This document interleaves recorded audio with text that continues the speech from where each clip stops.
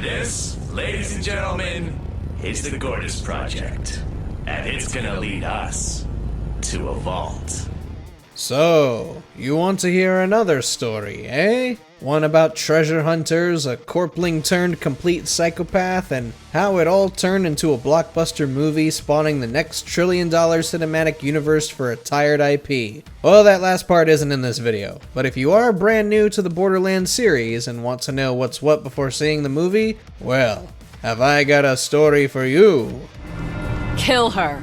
What? No! If it weren't for people like her, our friends might still be alive. Ready? This ain't us, Lil. This ain't you! Fire! Before we begin, we publish new videos all week long, so be sure to subscribe to MojoPlays and ring the bell to be notified about our latest videos. Our story begins with the very first game in the Borderlands series, titled Borderlands, on the planet Pandora, a planet not too different from ours, save for the bloodthirsty psychos and vicious skags running amok, the complete lack of government as it was overthrown by mega corporations, and everyone has a snarky and or personality loaded with quips. You? One more step and it'll be your last. You should have seen the look on your face. While folks are living in shacks made of scrap or worn down buildings, the only aspect of life that has evolved and continued to thrive here are the guns. Big, beefy, badass guns. Pick your mega corporation of worship. Jacobs, Dahl, Torg, Malawan, Atlas, S&S Munitions, Iridian, Vladoff, Tedior, or Hyperion if you're a high roller. And every one of them produces some of the most powerful guns you can imagine. So long as you got a pepper sprayer from any of these guys, you should be okay wandering around Pandora. Unless you're a terrible shot, in which case, you may as well expose yourself in the middle of the wasteland and let the racks eat you alive. It'll save some bullets for whoever finds your carcass later. You woke the wrong dog. Ah, yeah!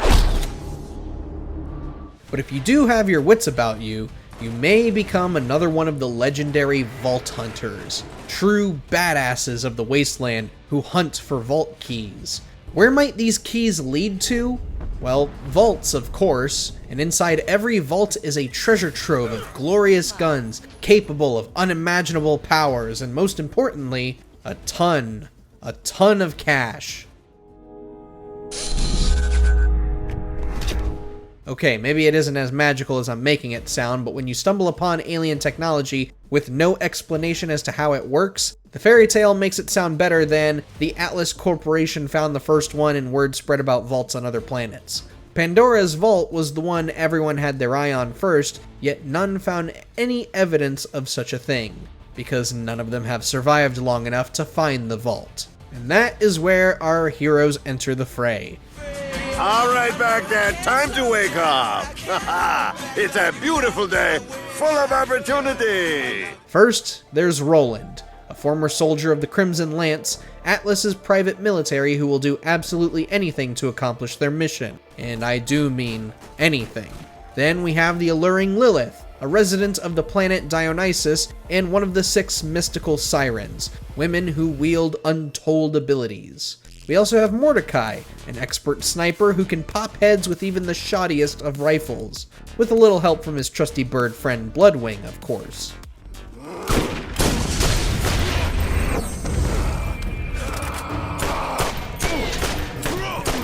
And lastly, there's Brick, a big, mean son of a gun who can solve almost any problem with a single punch. He isn't opposed to using bullets, but his fists can get the job done just as quick. Guided by a mysterious woman known as the Guardian Angel, these 4 were destined to find Pandora's long sought after, but long elusive vault key.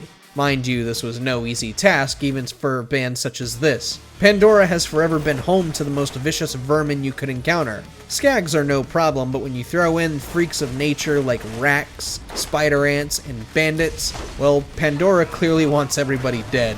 But after trudging through the arid Badlands, Sledge, and Janus Town, our heroes found what they were looking for: Pandora's legendary vault.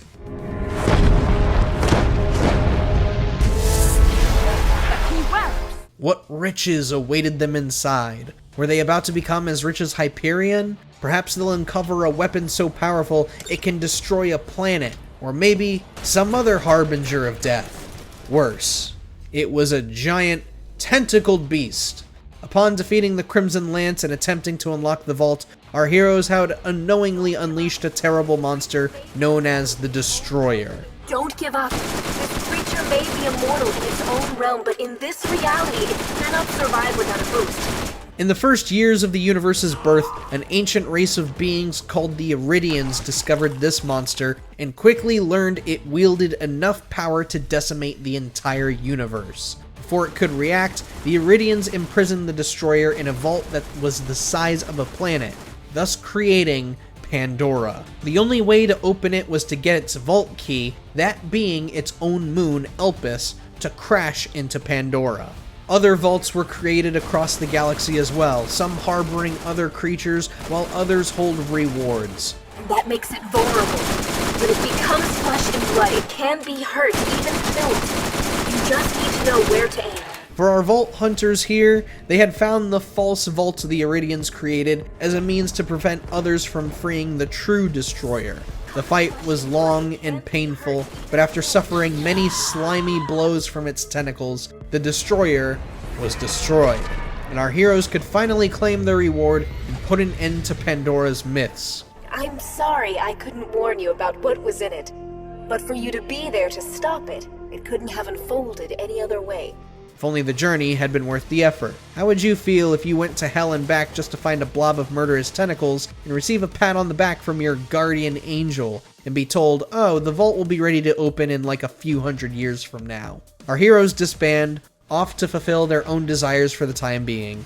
But high above Pandora's atmosphere, trouble brews within Hyperion, and the events that had just transpired were conducted by one man. Oh, come on, get down. Meet Jack.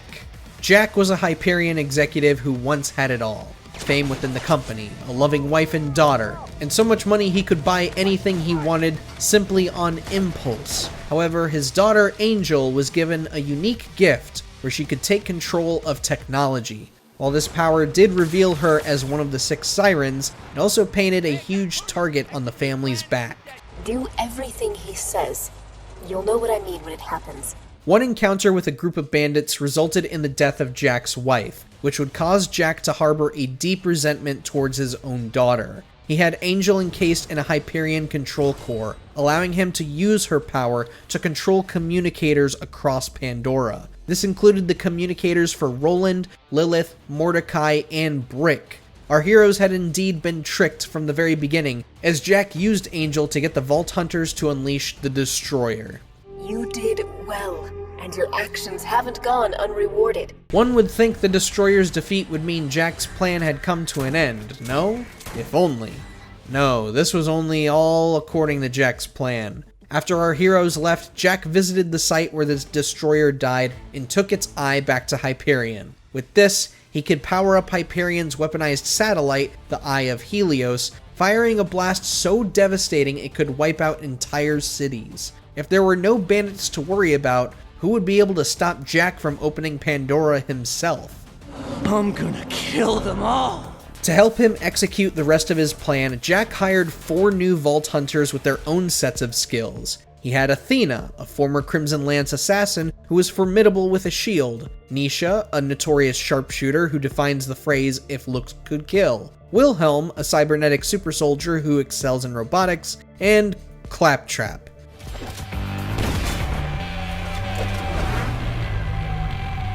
An annoying little robot whose malware can either help or hinder his allies. An unlikely band of Vault Hunters, but a band nonetheless. Together, they would help Jack head to Pandora's moon, Elpis, to take on the Lost Legion faction and retrieve the Destroyer's eye. Along the way, they would encounter a couple of familiar faces, Roland and Lilith, the same 2 that Jack had tricked into opening the Destroyer's vault. So long as that information wasn't exposed, all would be fine. Alas, that information did get exposed. Why? That is a long story. After hearing about Jack's plan to destroy parts of Pandora, Roland and Lilith had the Destroyer's eye crushed. Jack was left with no other option than to call for desperate measures. Turns out the Lost Legion were in possession of a vault key that could open Elpis's vault. After fighting their leader, the tyrannical Colonel Zarpedon, Jack and the Vault Hunters jumped at the chance to open the vault. What they weren't expecting was another Titanic monster.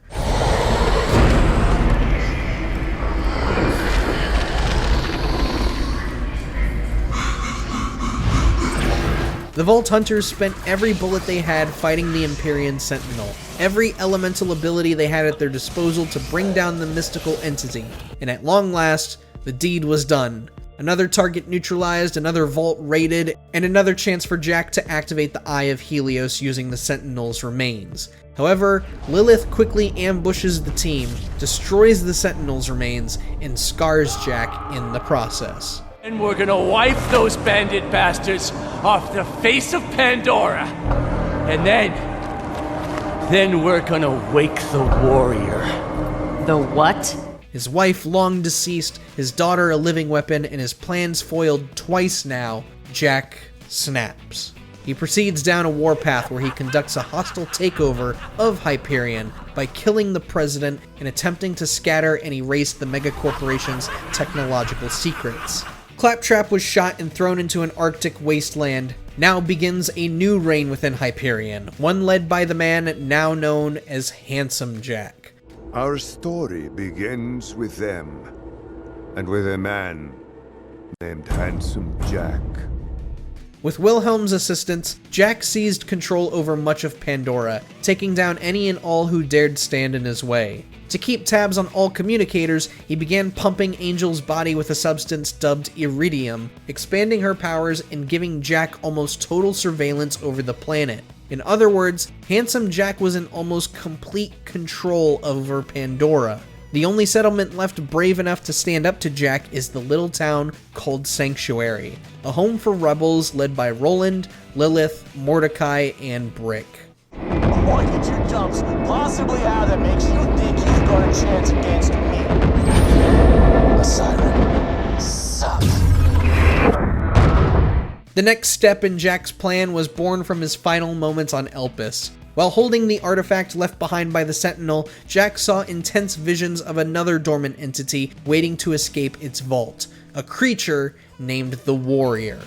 After the Destroyer's imprisonment and the birth of the vaults, the Iridians found themselves at odds ends with each other. Some believed the imprisonment was the best solution, while other Iridians believed they should have killed it when they had the chance. To further prevent the Destroyer from breaking free, the Iridians created the Warrior, which would forever serve as a protective guardian for Pandora. But they didn't anticipate some crazed egomaniac to exploit its power. Jack saw the Warrior as another opportunity to execute his plan, and he lured a new group of Vault Hunters to Pandora. Some would call them adventurers. Others call them fools.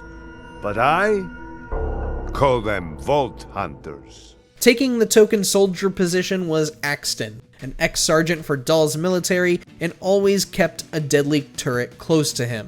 Then there was Maya, the third of the 6 sirens who could lock targets into stasis and even use their pain to heal herself and others. Next was Salvador, a local Pandorian who once served the Crimson Raiders before becoming a Vault Hunter, excited by the thrills of a good gunfight that could come from the job. And lastly, there was the mysterious Zero, an assassin who was much more about action than words, and had mastered the ability to cloak himself in order to take out enemies without them ever knowing he was there. It's cute that y'all think you're the heroes of this little adventure, but you're not. With all the pieces in place, Jack could sit back and watch his master plan unfold before his eyes. That is, until the people of Sanctuary entered the picture.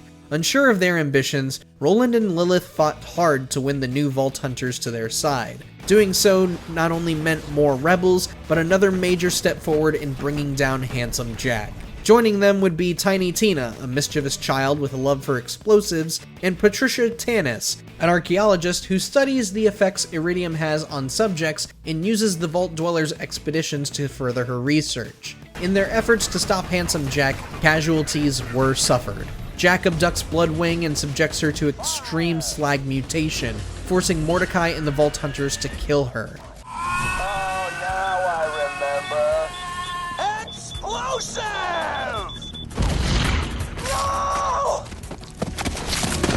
During the assault on the Control Core imprisoning Angel, Roland sacrifices himself to buy the Vault Hunters time to destroy the core shields before he was killed by Jack himself. Angel also succumbs during the core's destruction. Now do me a favor and die. After a few more trials and tribulations, the Vault Dwellers and Handsome Jack face off within the Warrior's vault. Surrounded by lava and taking on two separate enemies at the same time, the Vault Hunters exhausted every bullet until one party fell. It isn't long until Hyperion's leader was at death's door. One lengthy monologue later, Handsome Jack was dead, although some monsters are hard to kill.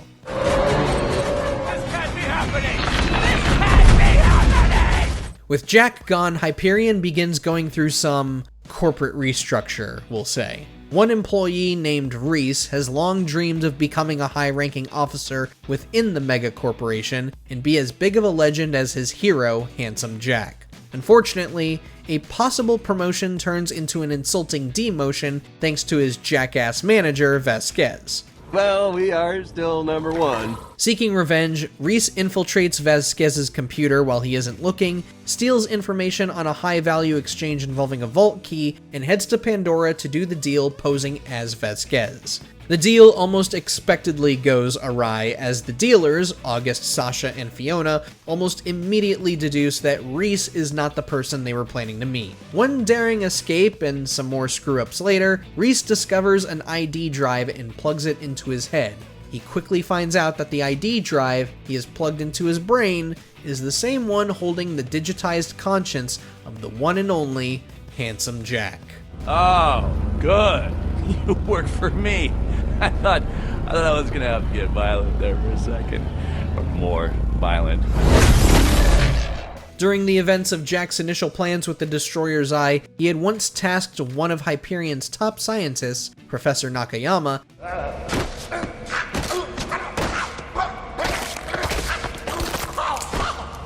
to create a digital construct of himself in case he were to die. Nakayama seemed to have succeeded in preserving the psychopath in some form, even if only the ID drive's user can see Jack. With Hyperion's former leader now in his head, Reese and company soon uncover secrets surrounding some of Atlas's highly confidential, and oftentimes failed, experiments. Among these experiments was something called the Gortys Project. Hi, wow, hey! Really great to meet you all. This turns out to be an adorable little robot with the capability of turning into a colossal mech and the ability to locate hidden vaults within holographic maps. This kind of information alone has made Gortys a high priority target between bandits, Hyperion, and of course, Atlas. Thankfully, with the help of Fiona, Sasha, Vaughn, and a probably defective loader bot, Gortys made it out a-okay. Okay. Oh gosh. We'll just let him sleep then.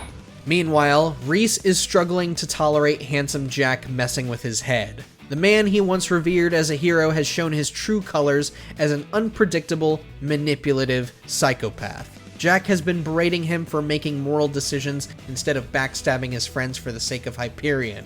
Ultimately, it takes Reese to be on the verge of death to finally put an end to things. Jack begins infecting Reese's mind, forcing him to tear his own cybernetic parts off. Luckily, Reese finds the will to take back control of his body and manages to tear out Jack's ID drive from his head.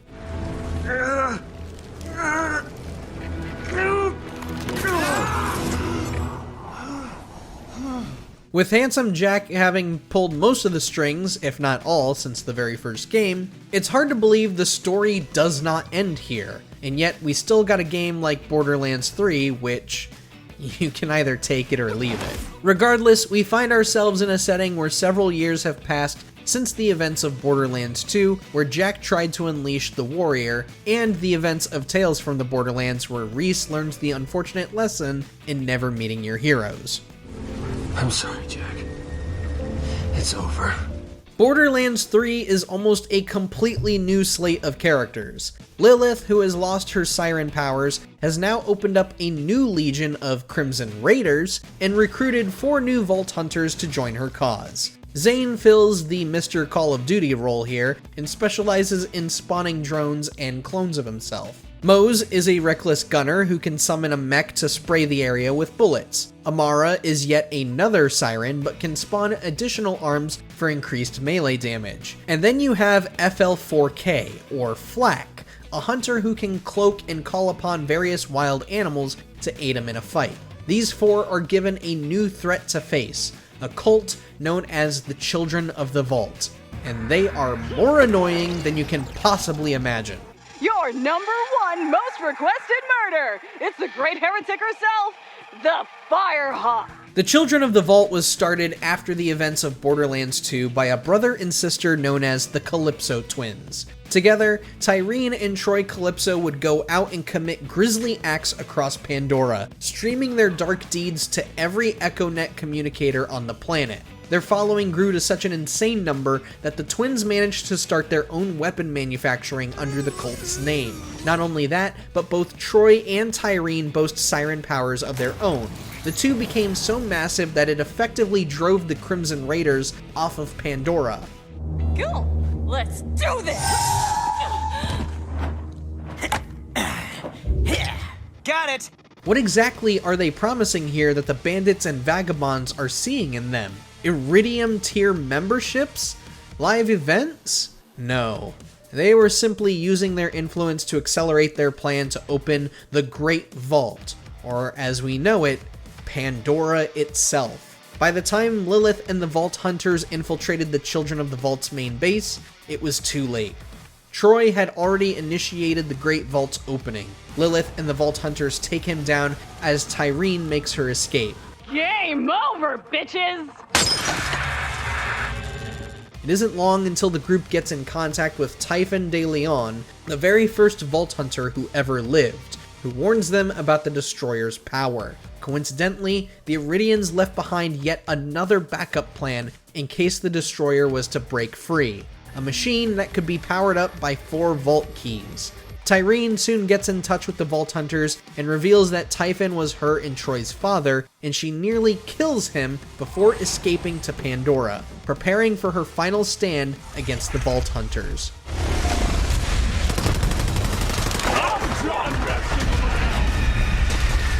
Despite their efforts, and Lilith getting her powers back from a now dead Tyreen, nothing has managed to stop Elpis from colliding with Pandora. Suddenly, Lilith has one idea, one final method in stopping the madness. She uses her powers to fly towards Elpis, sacrificing herself while leaving a massive Firehawk sigil engraved into the moon. If you've been keeping track of who's still alive, Brick and Mordecai are now the only surviving Vault Hunters from the original game. She's gone. Not entirely. She's lighting the way. And that is pretty much everything you need to know about the events of Borderlands from start to finish. Yes, there is new tales from the Borderlands, but there hasn't been any confirmation as to whether that game is canon or not. It was also such a dumpster fire of a game that much of the fanbase refuses to acknowledge its existence. So, consider this your primer for the Borderlands movie, as well as Borderlands 4 for whenever that decides to come out. But which game in the Borderlands franchise is your favorite? Let us know down in the comments, and be sure to subscribe to MojoPlays for more great videos every day. Welcome to Pandora, kiddos.